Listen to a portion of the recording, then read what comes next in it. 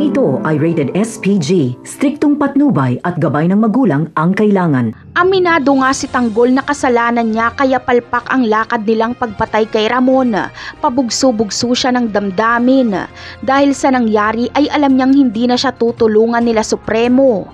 Ngunit may maiisip pang paraan si Tanggol para tapatan ang puwersa ni Ramon. Ito ay walang iba kundi si Marcelo. Wala nang magagawa si Tanggol kundi sumama kay Marcelo, may paghiganti niya lang si Mokang. Kailangan kasi ni Tanggol ng malakas na kakampi at magaling magplano. Si Marcelo ang magtuturo kay Tanggol ng tamang diskarte at pagpapagana ng utak at hindi puro tapang lang. Magtatayo sila ni Marcelo ng sariling grupo. Magpapalakas sila ng puwersa. Pareho si Tanggol at Marcelo na gustong maghiganti sa mga Montenegro. Samantala, ipinahayag naman ni Ramon kay Don Julio ang pakiramdam niya na anak niya ang kanyang nakaharap.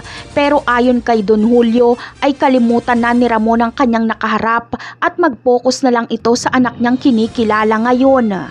Ngunit hindi papayag si Ramon na hindi malaman ang totoo, kaya siya mismo ang mag-iimbestiga. Hahanapin ni Ramon ang doktor na nag-DNA test sa kanila ni David at tatakutin niya ito magsabi lang ng totoo. Dito ay mapipilitang umamin ng doktor na inutusan at sinuhulan siya ni Olga para gawing positibo ang DNA result. Kaya ang doktor na ito ang magiging susi ng katotohanan. Napakarami pa nating dapat abangan sa mga susunod na episode. Paalam!